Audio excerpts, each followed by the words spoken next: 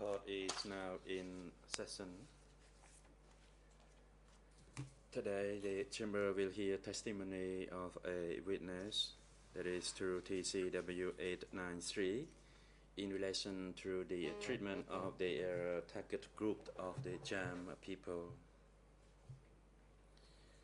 Ms. Jie Siu Huang, please report the attendance of the parties and other individuals to today's proceedings.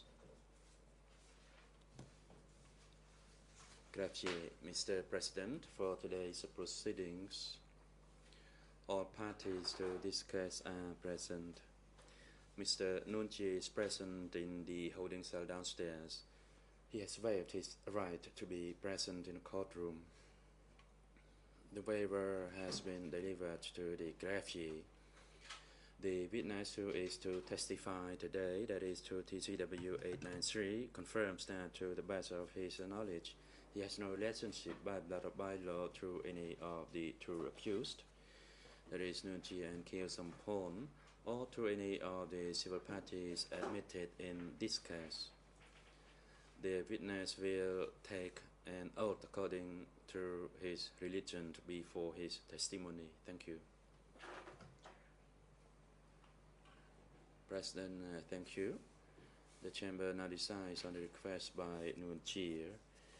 The Chamber has received a waiver from Nuon Chea dated 9 March 2016, which notes that due to his health, headache, back pain, he cannot sit or concentrate for long, and in order to effectively participate in future hearings, he requires to waive his rights to be present at the 9 March 2016 hearing.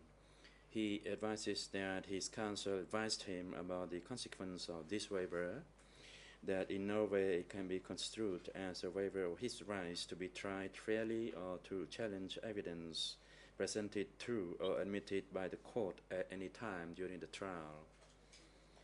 Having seen the medical report of Nuon Chea by the duty doctor for the accused at ECCC, dated 9 March 2016, which notes that Nuon Chea has a chronic back pain and he cannot sit for long, and recommends that the Chamber shall grant him his request so that he can follow the proceedings remotely from the holding cell downstairs. Based on the above information and pursuant to Rule 81.5 of the ECCC internal rules, the Chamber grants Nuon Chea his request to follow today's proceedings remotely from the holding cell downstairs via and audio-visual means. The Chamber instructs the AV unit personnel to link the proceedings to the room downstairs so that Nuon Chea can follow. That applies for the whole day. Court officer, please usher the witness into the courtroom.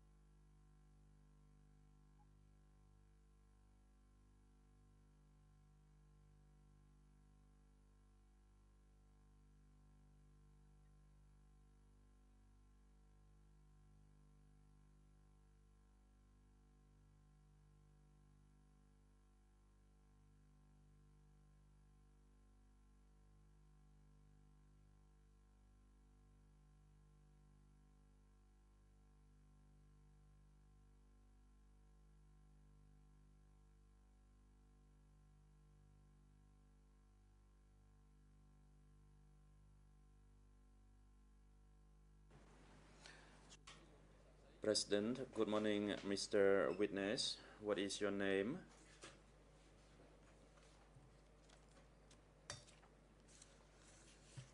Witness, my name is Wan Mat.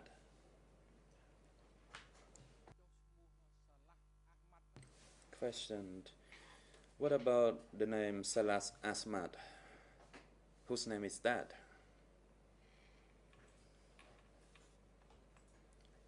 Answer, Salas Ahmad is my birth name, and later on I changed it. Question, what about your official names that appear on your official identity card or other official documents? Answer, my official name is Wan Mat. Question, and besides the true names, are you known by any other names?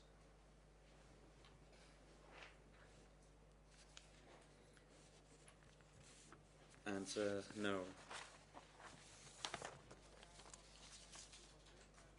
Question, according to a document from the Ministry of Interior, said you are known by Mat Tot. Tot, is that correct? Answer, that is my alias.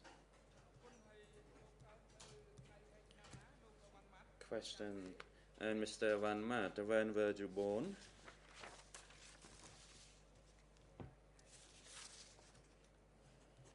I was born on the 9th of November 1953. Question, where were you born?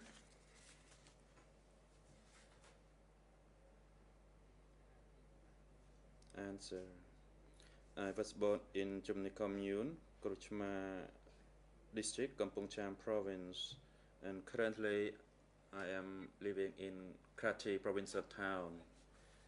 Question, and what is your current occupation?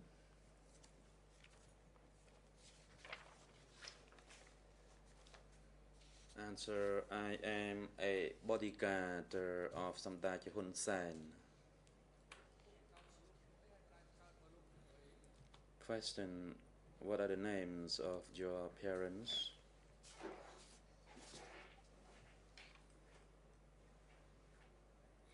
Answer, my father is Sang Saleh and my mother is Senti. Question, and what is your wife's name and how many children do you have?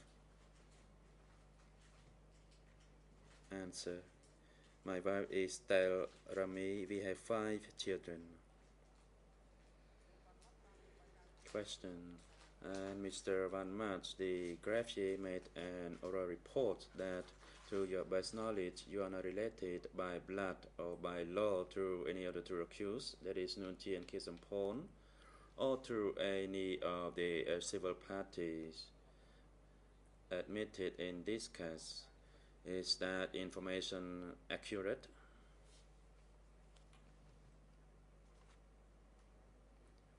Answer, yes, Mr. President, that is correct. Question, and which religion are you practicing?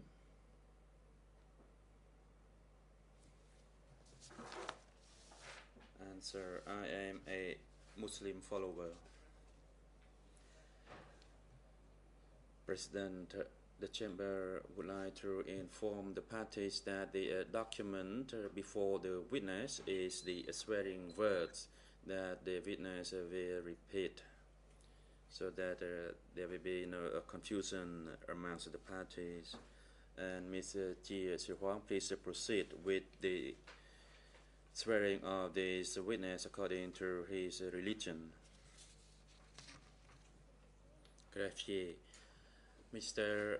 Witness, and now proceed with the swearing words, and please place your right hand on the Quran text and repeat after me after I finish the whole text. I would like to answer only the truth from what I witnessed, heard, know, and remember, in the name of an Islamic believer who have only Allah as God, Muhammad as Allah's messenger, and the Holy Quran as the guideline for me to follow, I would like to swear in front of the Holy Quran, Wallahi Billahi, which verified that all what I am going to say is true. And witness, please repeat that. Witness, I would like to answer only the truth from what I witnessed, heard, know, and remember.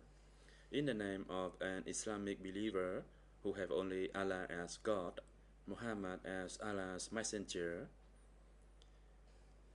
and the Holy Quran as the guideline for me to follow,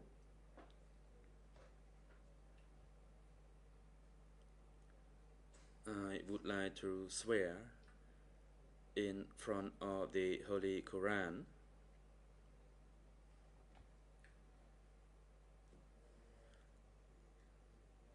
Wallahi Billahi, which verify that all what I am going to say is true. President, thank you, witness. And the Chamber would like to inform you of your rights and obligations as a witness. Mr. Wanmat, as a witness in the proceedings before the Chamber, you may refuse to respond to any question or to make any comment which may incriminate you. That is your right against self-incrimination.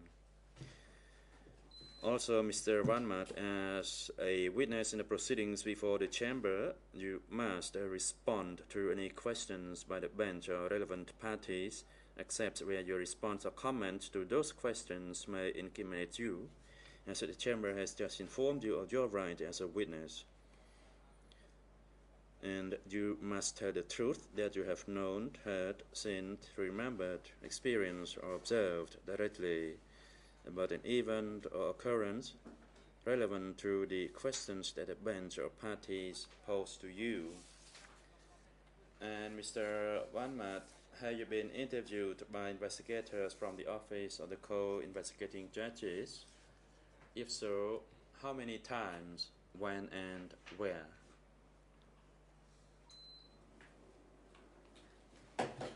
Witness. Mr. President, I was interviewed at my home in Kratie province. Question. Do you recall the date of that interview or the year at least?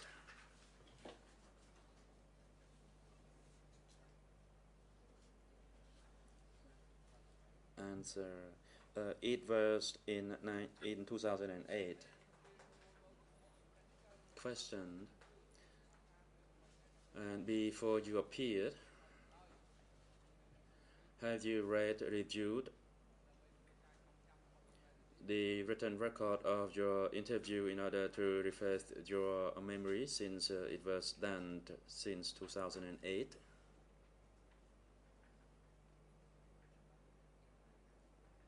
Answer. Yes, I have read and reviewed it. Question.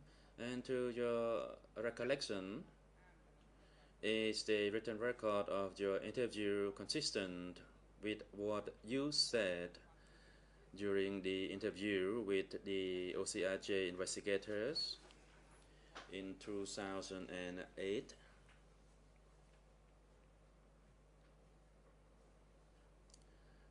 Answer. Yes, it is consistent.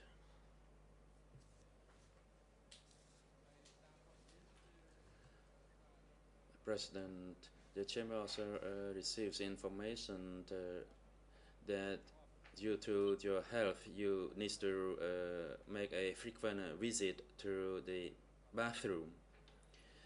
Please do not hesitate. If you need to visit the bathroom, just raise your hand and you may go during your testimony.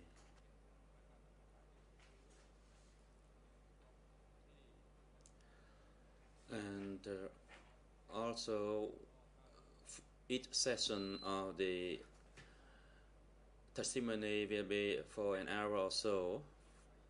And if you even if the period is rather short, but if you need to visit the bathroom during this time, just raise your hand and you can go. And pursuant to Rule 91 bis of the ECCC internal rules, the Chamber hands the floor first to the co-prosecutors before other parties, and the combined time for the co-prosecutors and the lead co-lawyers is 2 sessions. And the co-prosecutor, you may proceed. Thank you, Mr. President. Good morning, Your Honors. Good morning, Counsel, and good morning to you, Mr. Witness. Mr. President, before I begin my examination, I note that the witness, in fact, has a second interview with the OCIJ from 2011 that's also been admitted in this case. I have a copy of it. I will be using it. I expect defense counsel will be using it as well. It would probably be helpful for the witness to have a chance to review it, but I don't know when the best time for that would be.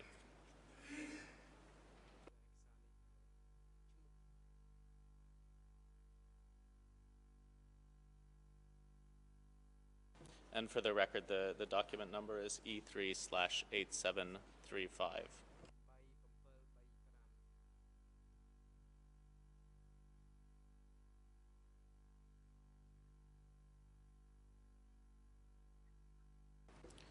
Perhaps the document could be given to him to review during the first break, and then when we return from the first break, he could be asked the same questions about its accuracy as we ordinarily do. President, Mr. Van Maat, how many documents did you read before you appear in the chamber?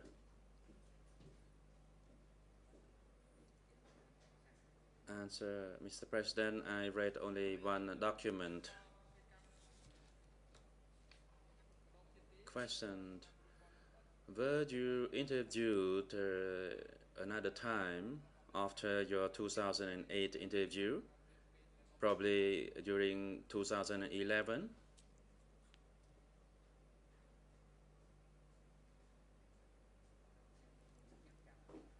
Answer, I cannot recall that, Mr. President.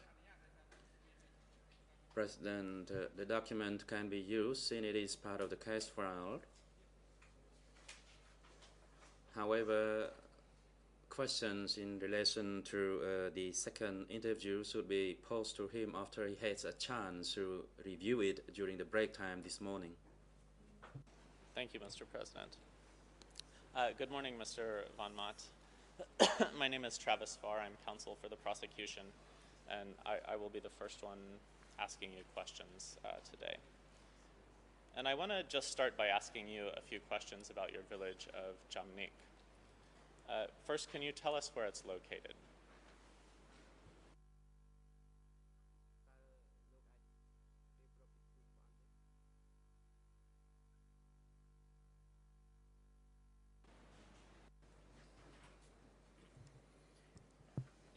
The village is Jamnik village in Jamnik commune, Krochma district, Kampong Cham province. And is it accurate to say that it lies on the south bank of the Mekong River?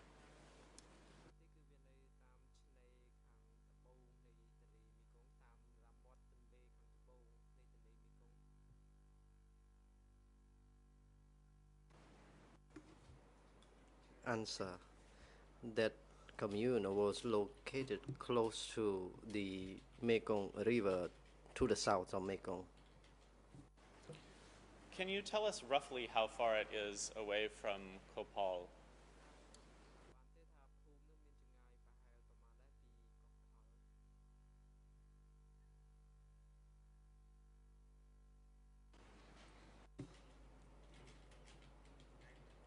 Answer, it was about 10 kilometers away from Kopal.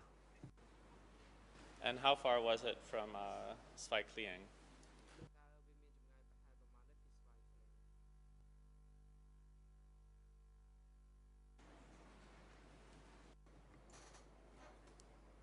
It was more than 20 kilometers away from Svai Klang. And how far was it from the Svai Domnak pagoda?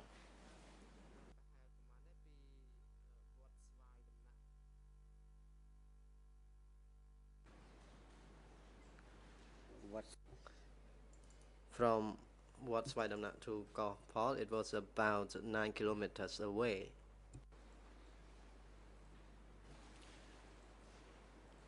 I want to focus on the time prior to the arrival of the Khmer Rouge in your village. Can you tell us, at that time, was the population of Chamnik all Cham? Was it mixed Cham and Khmer, or was it some other combination?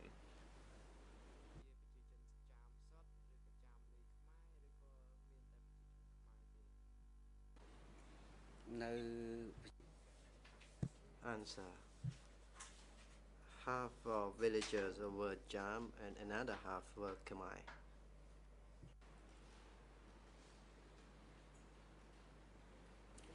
Are you able to estimate how many Cham families there were in Chamnik before the arrival of the Khmer Rouge?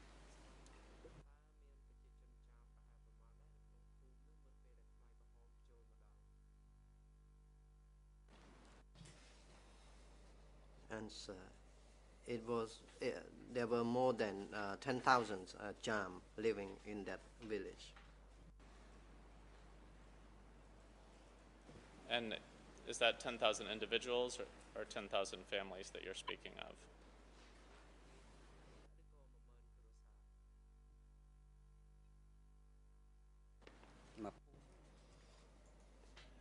In one village, there were around 10,000 people or villagers.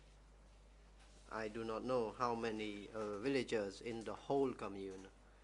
President, please give your answer again. When you answered the question earlier, the microphone was not yet activated, so if it was not yet activated, the sound would not be transmitted to interpreters to interpret them into other languages.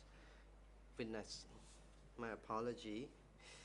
I made mention about the number of villagers in one village, and I do not know how many people were living in the whole commune of Jamnit. But as I said, there were around 10,000 villagers in Jamnit village rather. Were there any Hajis or Tuon in Jamnik village?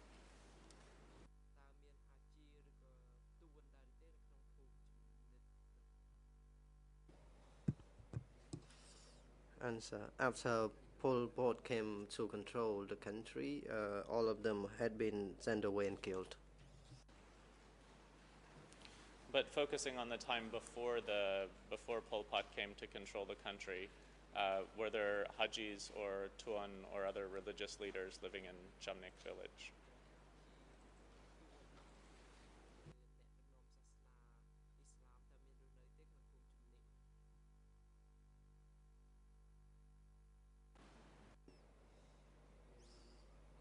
Before Pol Pot's time, there were Tuns, Haji, and Hakims. In your first OCIJ interview, the one that you've already had a chance to review, which for the record is E3/5209, in response to the first question, you said that before the Khmer Rouge arrived, you studied at the Muslim mosque in Chamnik. Can you tell the court what you were studying there and how old you were when you were studying there?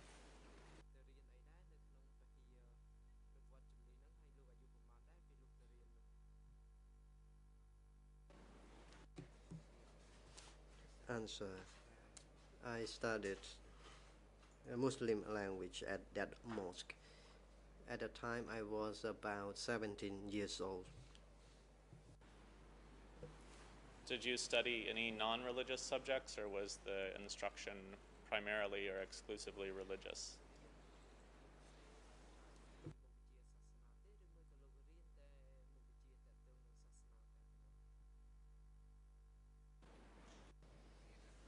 Answer. I studied the religious subject, not other non-religious subject. And who were your teachers when you were studying there at the mosque?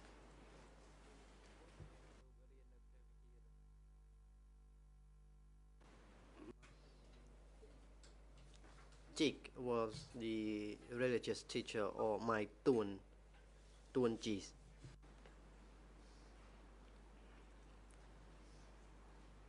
Did you continue studying at the mosque through the time that, up until the time that the Khmer Rouge arrived in your village?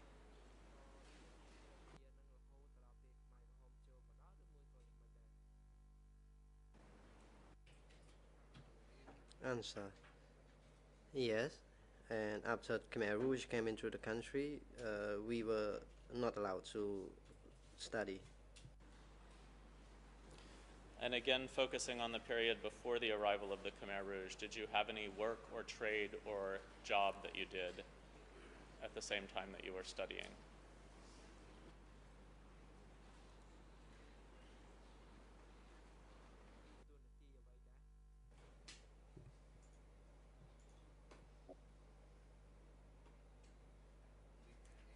No, I had no particular education after my study. It was a time when Pol Pot came into the country, and I was asked to herd cattle.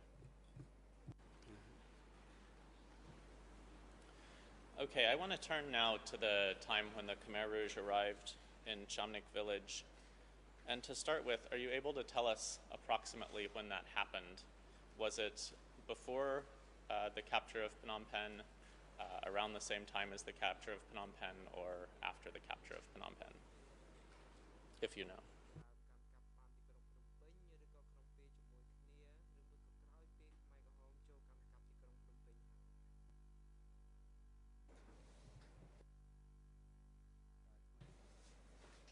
It was after Khmer Rouge arrived in Phnom Penh, and conditions became even worse in 1996, said the witness. So following the arrival of the Khmer Rouge, can you describe for us the changes? And in particular, were there any new rules or restrictions that applied to the Cham community?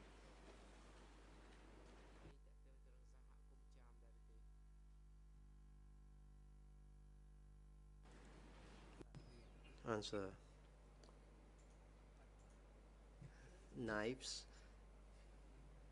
Rather, we were prohibited from practicing our religion, and we had been evacuated out of our home villages to live in Battambang from 1996, said the witness.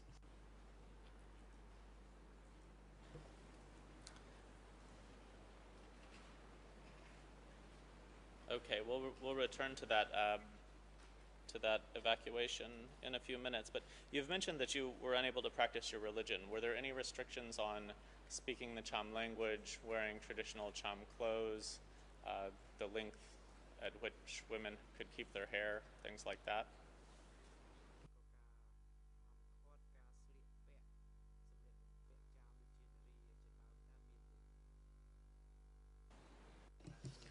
Answer: we were prohibited from practicing our religion and not allowed to use Cham language, and people were required to cut their hair short, and we were told to eat pork.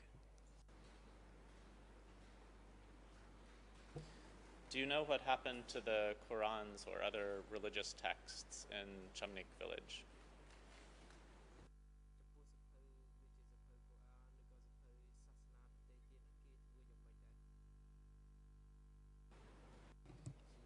Answer: all of holy books of Quran had been collected and burned. All of them had been burned. Religious texts of Muslim people had been burned. Can you tell the court what happened to the mosque in Chamnik where you had studied after the arrival of the Khmer Rouge?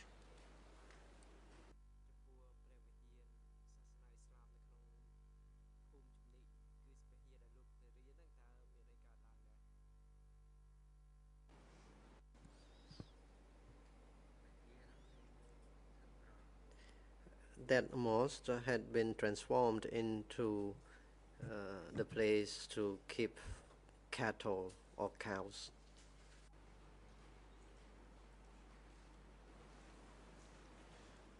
Okay, I want to turn to another topic now. Can you tell me whether you were aware of the rebellions that took place in Sai Klieng and Kopal in late 1975?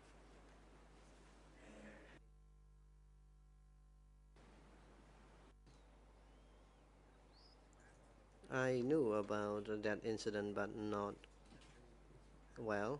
At that time, we were not allowed to contact one another. I heard that a rebellion had happened, and during that period, villagers were confined to be living or walking within our village, and we were not allowed to trespass into other villages. Okay, and I'll come back to what you learned about those rebellions in a few minutes. But for now, I'd like you to focus on the period after the arrival of the Khmer Rouge, but before those rebellions. And focusing on that period in particular, can you tell me whether there were any arrests of Cham people in Chamnik village?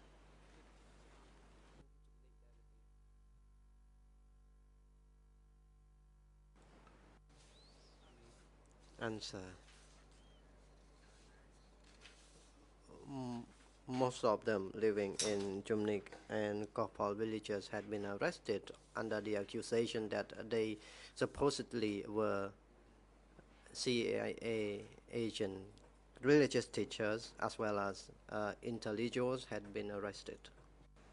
At that time, they had been sent to a security center in Krochma district, and they never returned. Do you know where in Krochmar district that security center was?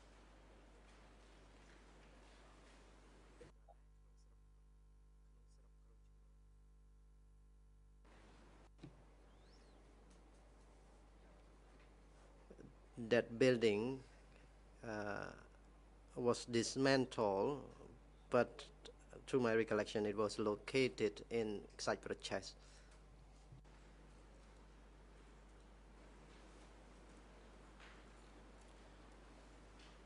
Do you know who carried out these arrests?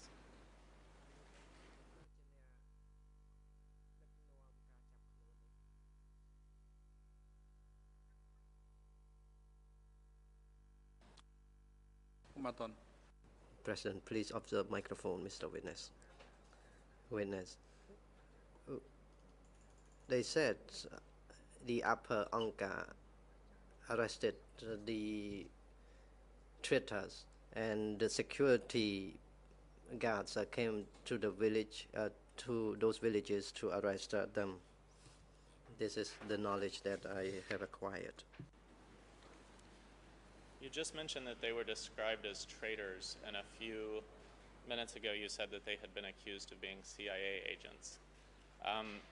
Were you personally aware of anything that those people had done that would cause them to be considered traitors or CIA agents?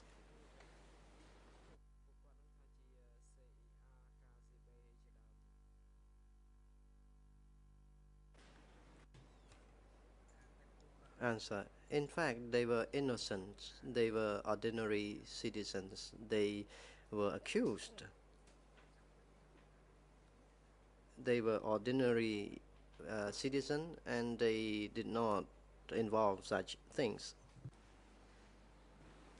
I think you mentioned a few minutes ago that the people arrested included religious leaders as well as ordinary people. Focusing on the religious leaders, did that include the Hajis or the Tuan or the Hakim that you mentioned earlier?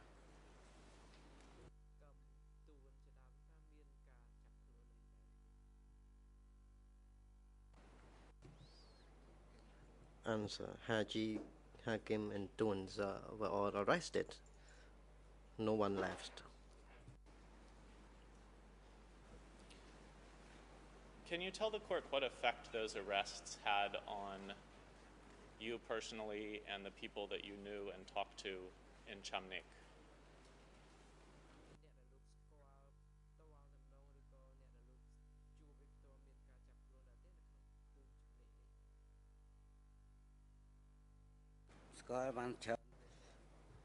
I know some of them. Many of them had been arrested, so I do not know all of them, as I said. But focusing on the effect of the villagers, did this affect the villagers' feelings of security or safety in any way?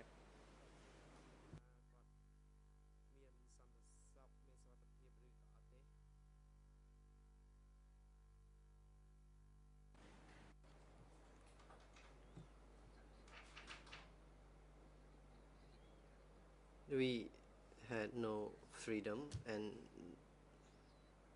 we had distress on a daily basis. There was no time, no happy time for all of us.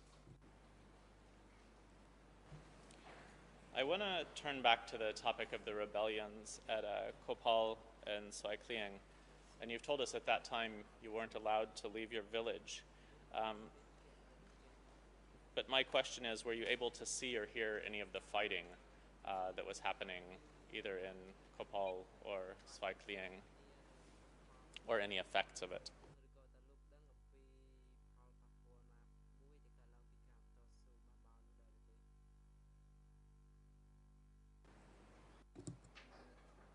Answer. I heard gun shooting from Kopal. Kopal was located closer to my village compared to Soai Klieng. I could not hear the sounds of gun shooting from Soai Klieng. Did you see any military boats on the Mekong River at that time? And if so, how many and what were they doing?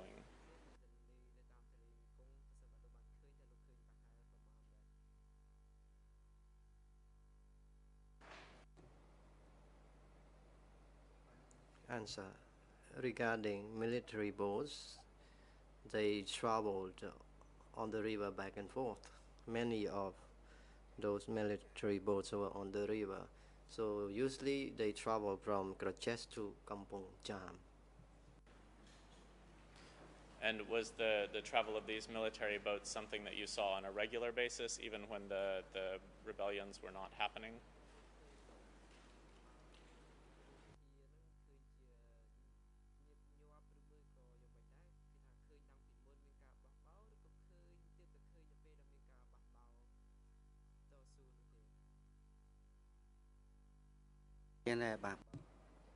It was after the rebellion when I saw large number of military boats. Before that time, there was one or two military boats guarding or traveling.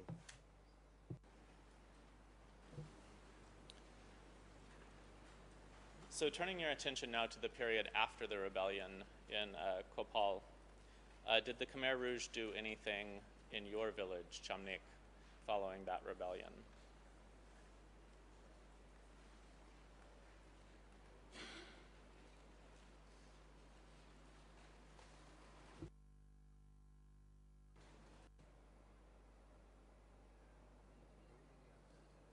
Nothing was done to villagers in Chumnik. People on Kopal Island had been sent away, and it was quiet on that island after the rebellion.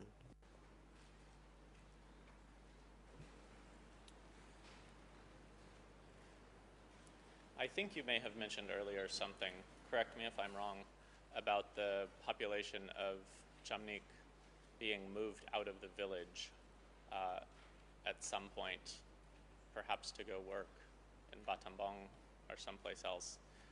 Can you tell the court when that happened and describe that event?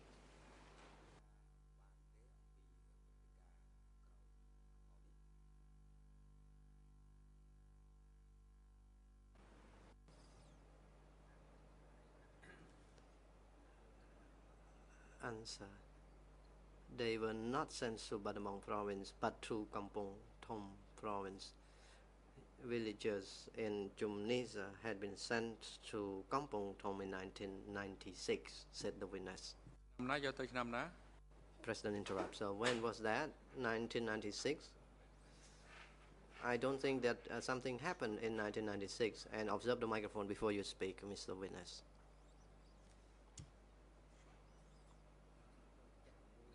Witness, my apology. In fact, it was in 1976.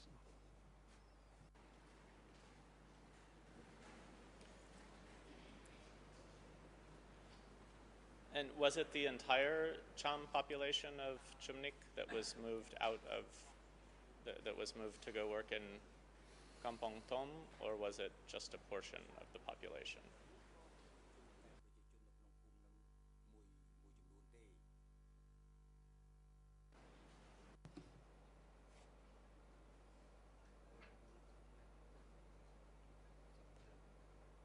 Villagers from that Chumnit village and also from Chlong district had been sent to Kampong Thom.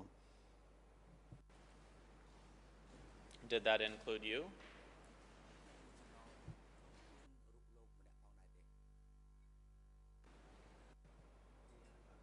Answer. No, it did not include me, and I was evacuated only after 1978, at the last stage of that evacuation. Okay, and I just want to make sure I'm understanding your testimony correctly. Did you live in Chamnik village from the time the Khmer Rouge arrived until the final evacuation in 1978?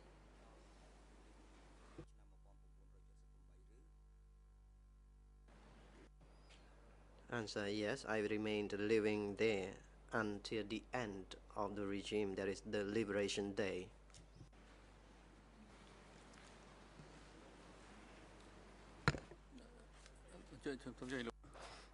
President, you have the floor now, Kopa. Thank you, Mr. President. I should have raised a bit earlier to object to the question to prosecution. Prosecution asked when the Khmer Rouge arrived.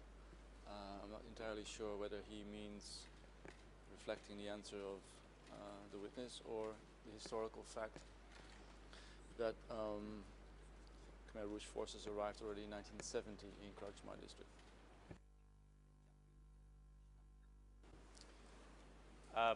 Your Honor, I think we have to ask the witness questions based on his knowledge. He's used the term Khmer Rouge many times in his statement, so I'm asking him based on his understanding of what the Khmer Rouge is. If defense counsel wants to investigate with him further what he understood that to be, that's something that he'll have time to do. Maybe my objection wasn't clear enough, Mr. President. I was referring not to the entity Khmer Rouge, but referring to the date of 1970. Crouch Mar was already under the occupation of quote-unquote the Khmer Rouge in 1970, and not, as the witness says, in 1975. But counsel, given that you raise it now, it's more a comment than an objection, because the question has already been asked. And yes, you are free to clarify that in your interrogation.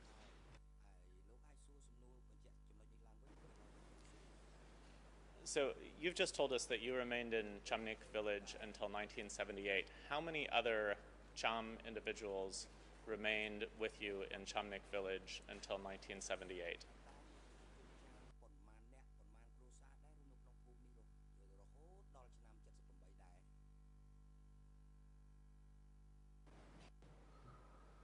Answer, I do not know exactly how many of them remain living with me.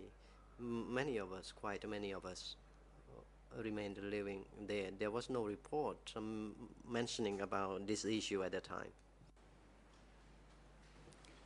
And please tell me if you feel like this is a question that you're not able to answer, but can you estimate what percentage of the Cham population was sent elsewhere to work? Was it 50%? Was it less than 50%? Was it more than 50%?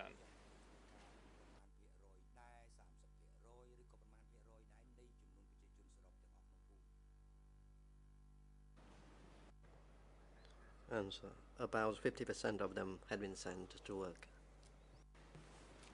Okay, I just want to quickly ask you about something in your first OCIJ statement, and this is E3/5209.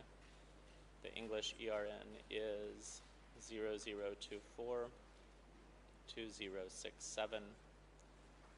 French is 0029-3936. And Khmer is 0021-8536. And this is what you say, quote, "Later they had me tender cattle and join the mobile brigade. They had me work there through 1978, and later I was assigned to work in the jungle.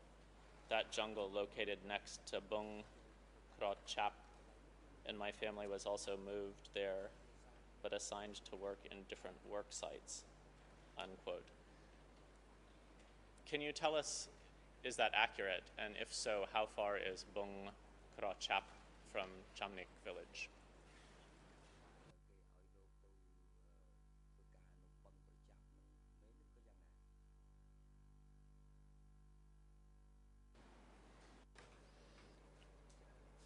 Many people had been sent to that place. The entire Krujma district had been sent to that place. And where is that located? Is that in Krochmar district, or is that in another district?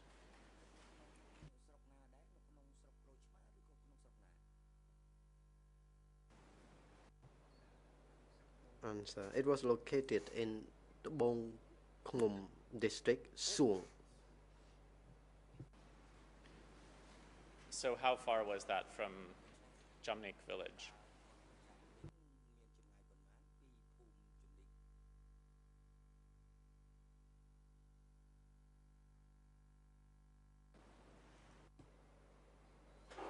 Answer. It was about 100 kilometers away. And how long did you remain in Bung Krochap?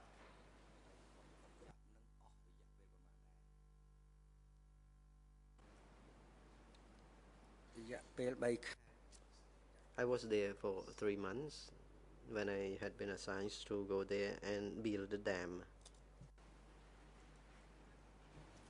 And following those 3 months, did you then return to Chamnik village?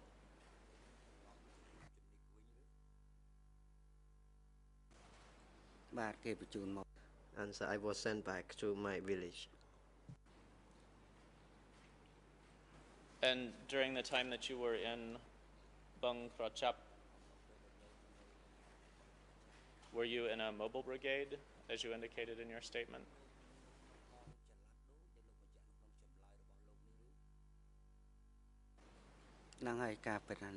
Correct.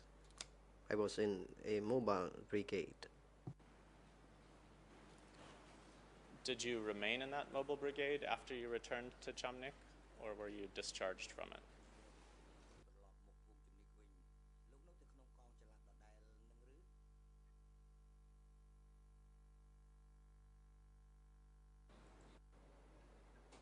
Answer. I was in that same brigade. And once you returned to Chamnik village, you continued to be in this brigade. What was your work at that time after you returned to Chamnik village but remained in the mobile brigade? What kind of work did you do?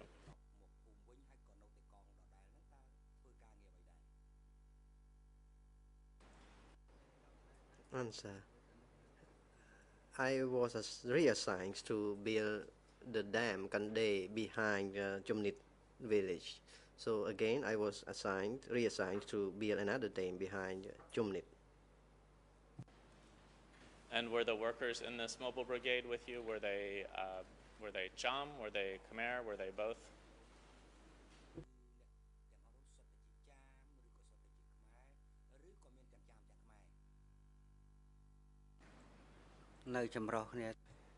We were living, mixing together, Cham and Khmer people, but the chief of mobile brigade was ethnically Khmer. Okay, thank you. I want to move now to another topic. Do you recall a point in time at which a significant number of Khmer Rouge cadres from the East Zone were arrested?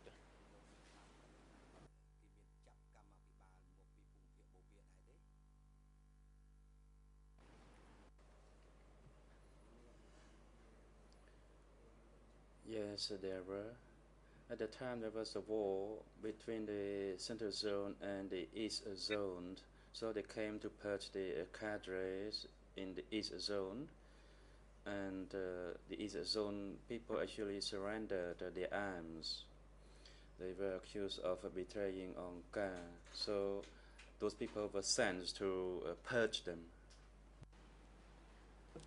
And how do you know about this war between the Central Zone and the East Zone and the purging of the East Zone by the Central Zone?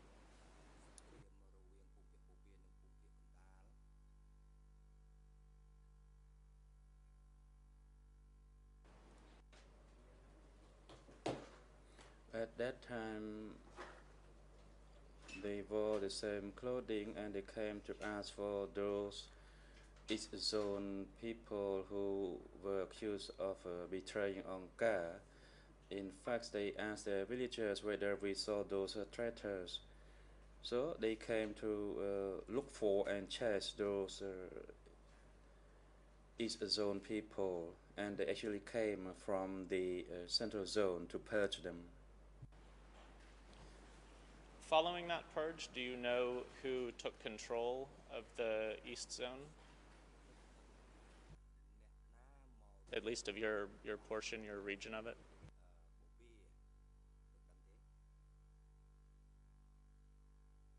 I only knew that Angkar came from the Central Zone to purge the East Zone people.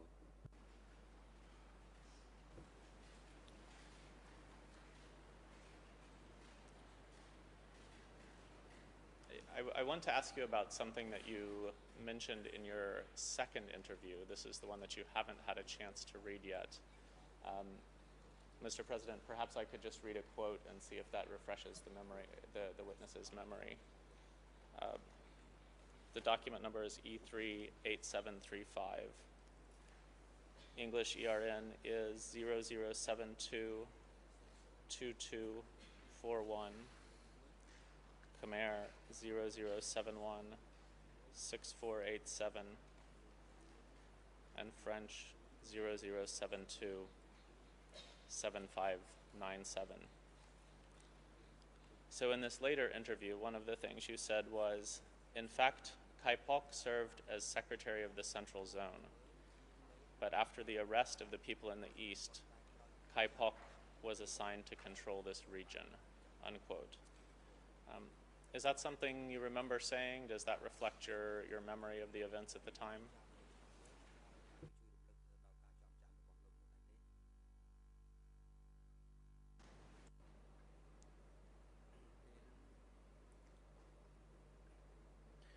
At that time, I only heard that Pol Pot came to control the Eastern Zone, but I never saw him in person. I only heard people talking about him. And as I heard you, you've just used the name Pol Pot.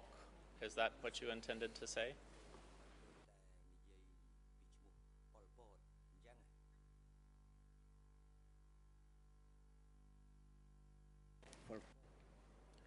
Pol Pot. President Witness, please repeat your response again. His name is Pol Pot. He was in charge of the Central Zone. That's what I heard about him. Okay. And this person that you heard was in charge of the Central Zone. Do you know whether he ever visited Krochma district?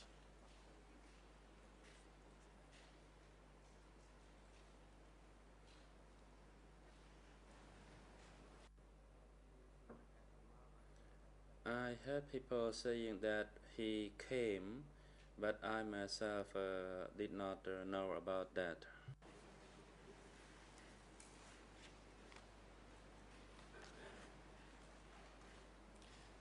When did you hear people say that he came to Krochima district?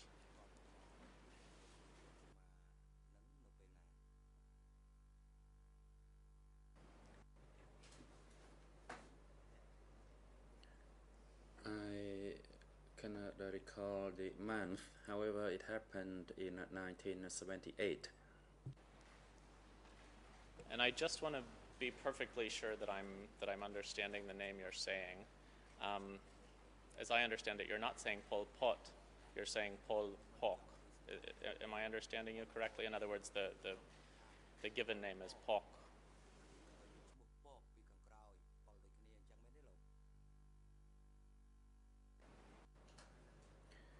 Yes, that is the name. It's not Pol Pot, but it's Pol Pok.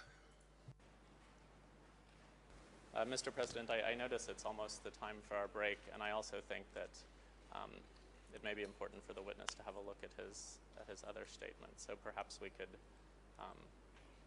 break now and give him a chance to review that. Just because I'm coming to a part of my examination that will rely on that statement quite a bit.